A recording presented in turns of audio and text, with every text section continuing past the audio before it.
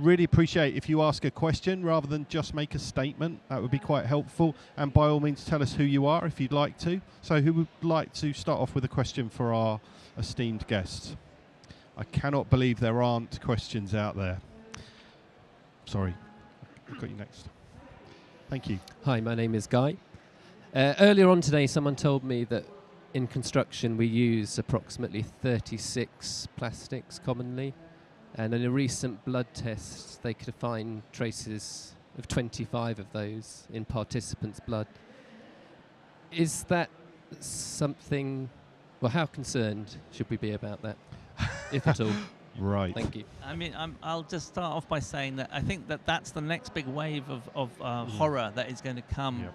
A lot of my colleagues at UCL and in the other universities are doing the studies on this, and because we've only just started looking at, in fact, not just in the construction, but in airborne.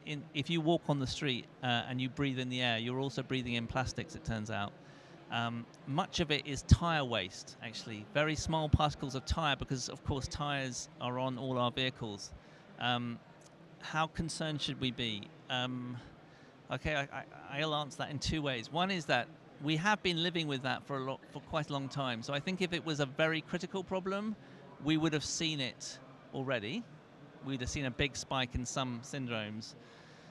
But I don't think it was obviously not a good thing, and I think the next few years we're going to have to really look at the data.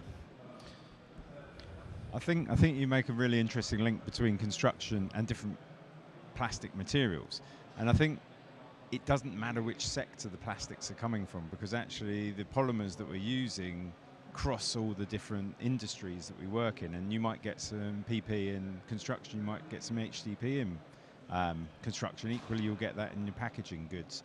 I think the fact that what we should be worried about is how we're actually managing those materials at the end of their life, so they don't enter into our environment, whatever environment that may be, the air or the ocean or the land.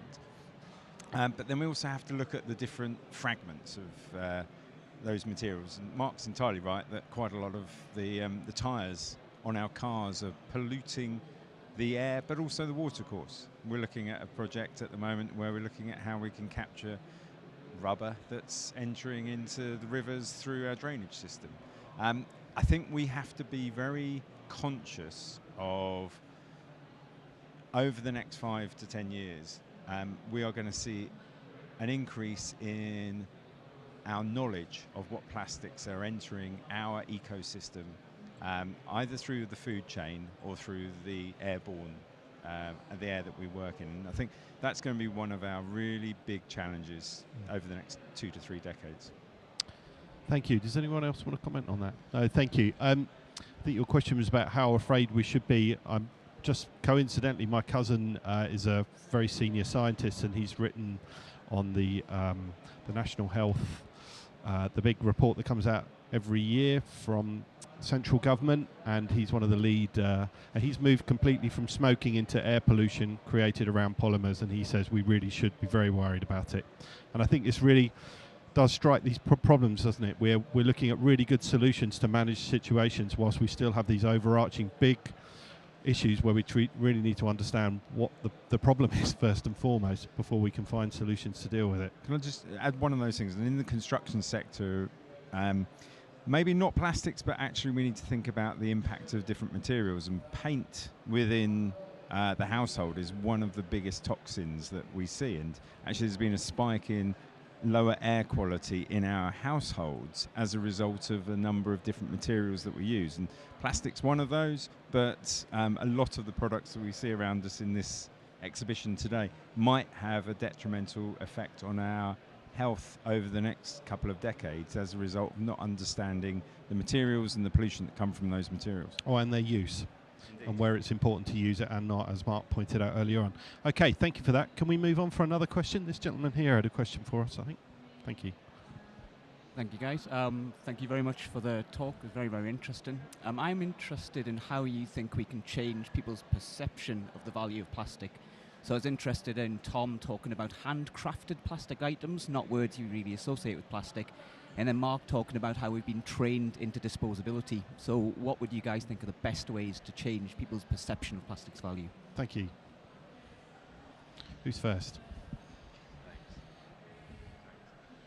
Yeah, so we found there's a lot of people working with plastic, recycling plastic, and there's a lot of people handcrafting plastic. But how we really wanted to stand out was by using a product design, a really bespoke product design to give it shine, really shiny edges, really clean angles. And I think if you can show that a recycled material can look really well finished and have plastic's great because it mimics any other material. So if you press it in aluminium, it's going to have the shine of aluminium. So I think we took all of those kind of bits and put them together and thought, how can we make a high-end product out of waste effectively? I don't know if that thank you, Tom. I think you're absolutely right. You've made a product that really distinctively hybridizes the homogeny of the objects we've become, which are, I mean, there is no design, right? It's a black rounded off rectangle, whereas yours keeps some of the sophistication of the sense of the technology whilst making them feel much more in tune with this notion of individuality in some which of course Apple, for example, did try and promote all its products on the basis of. So yeah, and I think it's important not to hide what it is, so it's important not to hide that it's plastic. So we really try to use the fact there's loads of colours in our waste streams and use that to our advantage and show that when you marble them together you can get some marbled patterns. Mark, what do you make of that then? Because in your notion of having a singular colour, surely in a way Tom is doing the same, isn't he? That notion of all colours becomes a single colour, doesn't it? It becomes identifiable. Yeah, I mean, I think you create a visual image of something that's been recreated from waste, and I think if you were to grow that company so people would know that their waste was going into products, I think there'll be that sense of it being recycled, and I think that's the key message you want to get across. And the other thing I want to say is that there are lots of plastic products that people don't let go of very easily and love, and I'm going to cite children's toys in that area, Lego being the epitome of it. A toy that people love. You can give people as many wooden toys as they like, but my kids will go to Lego every time. And Lego's an amazing, it's ABS. It's an amazing material, and it's a creative material. It's an inspiring material. So plastics, you get the design right, and you use its ability to be coloured brightly, and to be reused, which is what Lego is. Take it apart, put it back together, and take it apart, and that's and then you'll get people loving it again. Do we agree with that, Jonathan? Do you want to come in? Yeah, I just want to agree with the point you're making. When I show people products we've made from recycled material, they can't believe it. So I think we've got to, in terms of media, people always want to read the bad headline, things like picking up, especially ocean plastic. They always look at the bad one. We need to start doing the more positive headlines and say, this is what can be done. So I think people respond to that as well, just as much. Ian, your product has this aesthetic already. I mean, presumably the content of the foam has been doing this process for a long time, right? And it's interesting that as soon as you take the cover off it, suddenly it starts to conform to this contemporary image. Just to say, I mean, that this notion of the sort of plastics can be anything, that's also part of its problem, isn't it? I went into the pound shop the other day and there was a pencil case in there that was printed to look like recycled material, and there we have a kind of problem. But Ian, how do you feel about this aesthetic of what would have been hidden by some leather or something before coming out into the world? Well, when we were originally spoke to you guys about putting the R-Eco benches in here, we were originally going to coat them like we coat all our furniture, and then we sort of stepped back and thought, well, actually that doesn't show people what it's made of, so we decided to leave them in the buff, so to speak, so that people could see what it was made of. But it's a bit flesh-like, isn't it? Yeah, so the whole, there's foam in there from unbelievable sort of sources.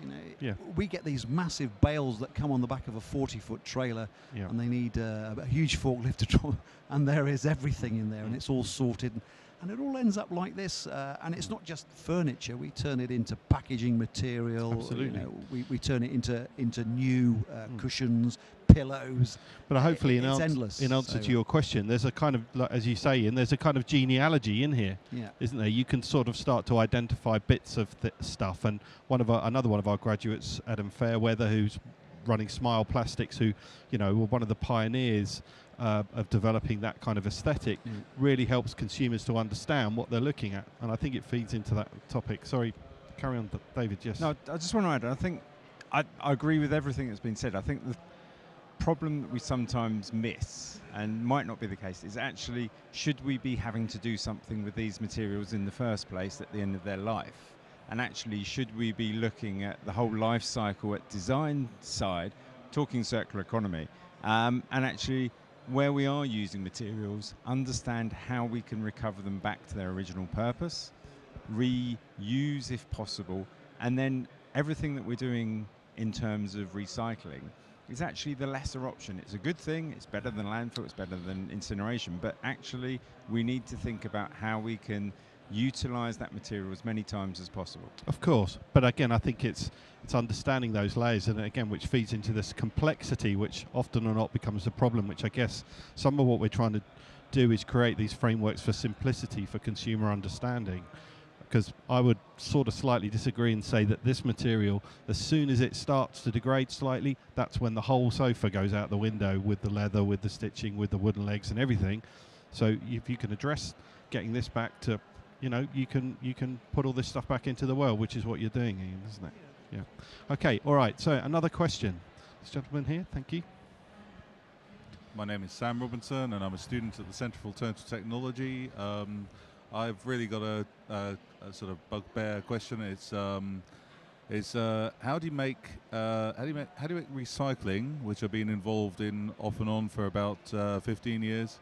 How do you make recycling easy for people? Because that's the thing that I come back to again and again. It's people don't want to have to think about it, and you need to do it as you need to be able to get good quality material in the recycling system, so it's all separated out nicely. But you also need to make sure that people don't have to think about it. Indeed. Well, there's a complex question. David's going to have a go at it. I mean, again, but this for me is where it's very interesting, where we almost need a psychologist here, don't we? You know, behaviourists here to help us understand and unpack this issue. Absolutely, I think we do. But also we do need some really simple thinking. One of the things, and I think it was Mark that was mentioning about talking to packaging manufacturers, is somebody that last century was a recycling officer down in Brighton and Hove. I was telling people at the time that plastic bottles, get them recycled because we're turning them into fleeces. Isn't that a great thing? 20 years later, I'm going, oh, why did I say that? We're putting microfibers into the ocean. So there's an unintended consequence there. But one of the things that we failed to do as a country back in the 1990s was to set a simple collection methodology for recycling. We've left with that legacy, and what we're now doing, and I don't know how many of you have seen over the last couple of months, DEFRA have launched a resources and waste strategy, which is calling for how we can actually move towards a more common approach. And for packaging in particular, I was speaking with Mike from M&S last week. They're moving from 7 polymers to 2 for their packaging, and they want to move to 1. And if we can get the producers to do the hard work, then actually collection becomes That's really easier. important, isn't it? Because our UK structures they're inadequate. They're not fit for purpose, are they? They're very disparate. They're different in different locations. So it adds to all that complexity. I think we've actually got a very efficient method of collecting materials. The waste management system is actually quite comprehensive, but it's not designed for multi-materials. And so if we can move to mono-materials that are easy to separate in MRFs or actually individually by the household.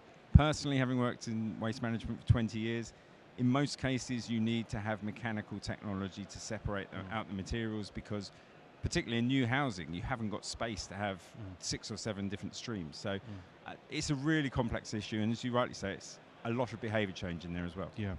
All right, well, I'm very conscious we've actually run over, but Mark, do you want to just come in on that? I mean, I just want to say that I do think that that for those people who, I think in the short term we've got to do this, but in the long term, people are not going to want to sit in their kitchens be separating things out. They're going to want one bin, and they want the bin to do it for them, and that bin is going to be more sophisticated than any of us, and you're going to earn money from that bin. That's what I think, and people will give you that bin because they'll take a percentage of the cost, because we're throwing away valuable materials, and it's crazy. And we'll look back at this time and think, what? So I'm really convinced the white good of the future is going to be the recyclable bin. Thank you. And that will instill some faith. Going back to these sort of slightly religious notions of miracles and so on, hopefully we can build some faith back into the into the system and some trust. Look, sincere thanks, gentlemen, for your contributions and your excellent work. And I'd like to continue the conversation. I'm sure others will spill out. We'd like to encourage you to go and have a look at our exhibition next door, which isn't all about plastics, but is about waste materials and how we're creating circular cities. Go and have a look at that. And I must plug the next talk as well, which will be at 3 o'clock, where we have Michael Braungart, one of the leaders of the field of cradle to cradle, obviously one of the originators, who will be doing a keynote here at 3. So thanks very much for coming, everybody, and thanks again to the speakers.